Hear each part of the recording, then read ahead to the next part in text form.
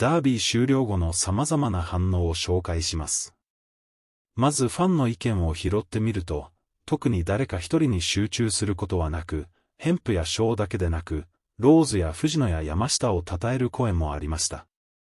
もう山下の怪我の治療は、向こうでも有名みたいですね。ファンサイトの掲示板から代表的な声を一つ紹介します。全体的にトップクラスのパフォーマンスで、特に際立ったプレーもいくつかありました。ジェイド・ローズは素晴らしく、3人の日本人選手もいつものように素晴らしい出来でした。山下は守備に安定感を与えるので、私はナンバーワンになるべきだとずっと推してきました。今日は特に仕事はありませんでしたが、肝心な場面での負傷によるタイムアウトは、その後ですぐに得点を奪い、ユナイテッドの低迷を招いただけに、とても有効でした。ヘンプが復帰したことで、サイドの守備がそれほど脆く見えなくなったのも偶然ではありません。カーステンは大きく成長し、キャプテンにふさわしい選手になりました。ビブは試合を通して一級品のプレーを見せ、本当に頑張った。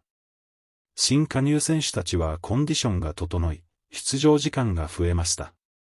実際、全選手が10点満点中8点以上でした。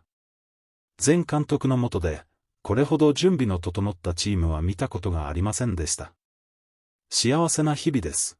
この調子を続けましょう。ミスター HJ。次に紹介するのは、ほぼ X から取得した動画です。1終了後の開放的な選手たちの表情や、欠場したグリーンウッドが、クナークに駆け寄って話しかけるシーン。2ベストプレイヤーに選ばれたヘンプが、ボディービルダーのようなセレブレーションをした訳を語るシーン。3相手選手と激突して大きなコブを作ったジェイド・ローズが、ダービーの意義について語るシーン。4そして、最後にイェグラーツ監督のインタビューです。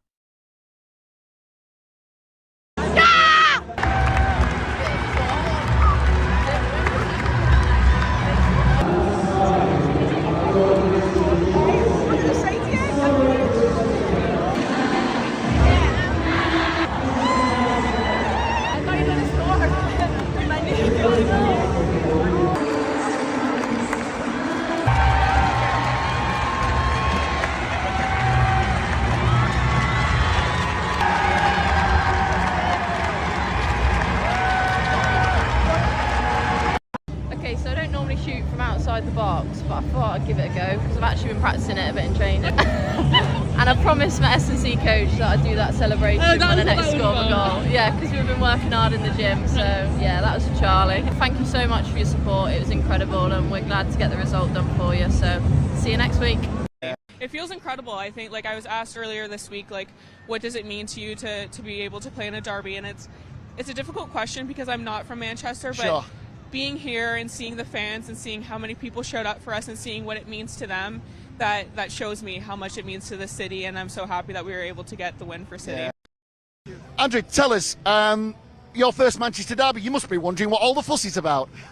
No, of course it's a great stadium, great atmosphere, and of course the performance is it's great. First half and how we're creating scoring chances and how we play attacking football, and second half of being able to defend that well, and still I think we have a couple of opportunities also in the second half, so very pleased with the performance.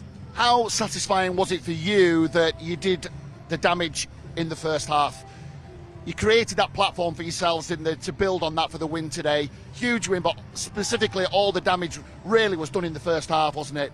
Yeah, it was, but you know also in this they have so many skillful players, so even though that you're leading 3-0, it's almost like how do we, because I think we struggled defending in first half. They was playing through us a couple of times and we had something to adjust in that, which we did. Sure. And I think second half was great also from a defending structure way. I think that was important for the team because we have had a little bit of challenging with that the last weeks of keeping clean sheets and so on, so that was crucial for the team. Yeah, which was a point you mentioned in commentary, Karen. Second clean sheet for you guys, which I'm thrilled about, obviously, as an ex-goalkeeper. Yeah. So, but you mentioned adjustments there, and that was something I really wanted to ask you about, because it looked to me like you started out with a back three, and then like there were some attacks, and then obviously what happened in the box and stuff, and then you went up the other end, and in between all of that going on, you know, having a back five and kind of looking like we're starting to get pinned in a bit. Then obviously Yamashita's gone down.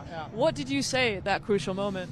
No, we talked about it, so it's a little bit of we play with a back four, but we also know that their right side with Jade Riviere, she's a great attacking fullback, so we needed to figure out how do we, sometimes we need to get a winger to really get down to a back five, not ideally, but sometimes we need to do it. If we can't get Leila really out to cover out, so it's about their adjustment, so do we need it or not? But we try not to end up, because that makes us a little bit too low, and that's not ideal. But on the other hand, I think so what we talked about in halftime was to make sure that they cannot switch on our half, so they need to switch around us instead of through us. And I think we did that very well in second half. Yeah, I think it was brilliant. You could see, like, obviously your wingers were getting higher up the pitch as well. I thought Lauren Hemp obviously returning to the starting 11. It was amazing to see her, and boy, what an impact she had. Yeah, my God, it's like